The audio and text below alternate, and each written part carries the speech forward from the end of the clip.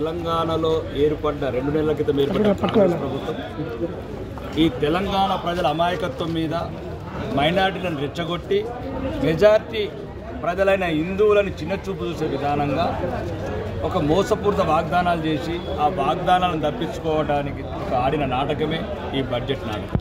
ఎందుకంటే 18 సంవత్సరాల పైబడిన స్త్రీలకు చేయూత స్కీమ్ కింద సుమారు 43,000 కోట్లు ఇవ్వాలి. 1,83,00,000 మంది సుమారు ఉన్నారు. వాళ్ళ గురించి ఏం పర్లేదు. రుణమాఫీ 40,000 కోట్లల్లో 4,000 కోట్లు కేటాయించండి. రుణమాఫీ గురించి లేదు. అంటే ఏదైతే ఖర్చు లేని 3 లక్షల కోట్ల వాగ్దానాలు చేసి సుమారు 5 లక్షల కోట్ల వాగ్దానాలు చేసి 300 కోట్లు కేటాయించిన ఈ ప్రభుత్వం మళ్ళీ ఈ ముసుగులో ఈ యొక్క మేడిపండు లాంటి కొత్త సీసాలో పాత సారా లాంటి బడ్జెట్ పెట్టి ఈ పార్లమెంట్ ఎలక్షన్లో మళ్ళీ ఒకసారి మోసపూరితంగా తెలంగాణ ప్రజల అమాయకత్వం చేసుకొని ఈ పార్లమెంటు ఎలక్షన్లని తప్పుదార్థమని చూస్తున్నది. కానీ ఇప్పటికైనా ఇక రాష్ట్ర ప్రభుత్వం కూడా ఇక నిజామాబాద్ ప్రత్యేకంగా నేను చెప్పింది ఏంటంటే ఈ ప్రాంతం నిజామాబాద్ ఉత్తర తెలంగాణ వెనుకబడ్డ ప్రాంతం. మా ఆరుమూరు నియోజకవర్గం ముద్దలకే 10 సంవత్సరాల నుంచి ఎటువంటి అభివృద్ధి నోచుకోలేదు గత శాసనసభ్యుడు గత ప్రభుత్వం వల్ల. అదే చెప్తున్నాను మంత్రులకు, దక్షిణ తెలంగాణకు దోసుకపోతున్నామా నిధులని ఖమ్మం కావచ్చు, నల్గొండ కావచ్చు, మహబూబ్ నగర్ కావచ్చు, ఒక్కొక్కడు 1000 కోట్లు దోసుకపోతున్నారు ఈ 2 నెలలనే. దాని గురించి అడిగాను. ఉత్తర తెలంగాణ మీద పగబట్టిండ్రు కాంగ్రెస్ వాళ్ళని. ఉత్తర తెలంగాణ మీద పగబట్టబట్టే 10 కోట్లు కూడా ఇవ్వట్లేదు ఆర్మూరుకు. మరి 3,000 కోట్లు అనుమూల రేవంత్ రెడ్డి గారు ఎందుకు తీసుకెళ్లారు? కొడంగల్ 100 కోట్లు నల్గొండకు ఎట్లా తీసుకెళ్లారు మంత్రులు? ఖమ్మం ప్రాజెక్టుల మీద రివ్యూలు ఎందుకు చేస్తున్నారు? ఎందుకు పగబట్టిండ్రు నిజామాబాద్ని మరి ఆరుమూరుని?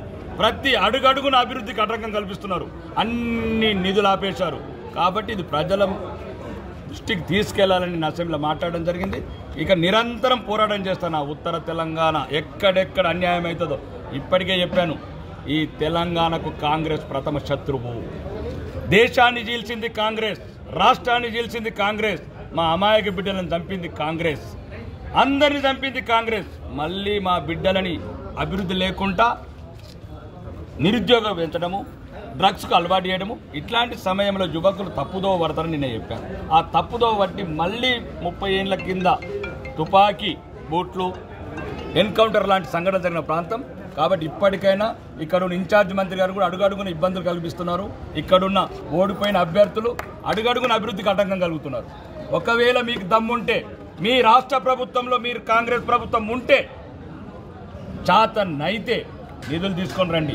ఆరుమూరులో అన్ని రకాల అభివృద్ధి చేద్దాం. ఎట్లయితే భారత ప్రభుత్వము రాష్ట్ర ప్రభుత్వానికి సహకారం అందిస్తుందో అది నేను చెప్పడం కాదు. ఆ సహకారం అని ఇప్పుడున్న ప్రస్తుత ముఖ్యమంత్రి రేవంత్ రెడ్డి గారు చెప్పారు.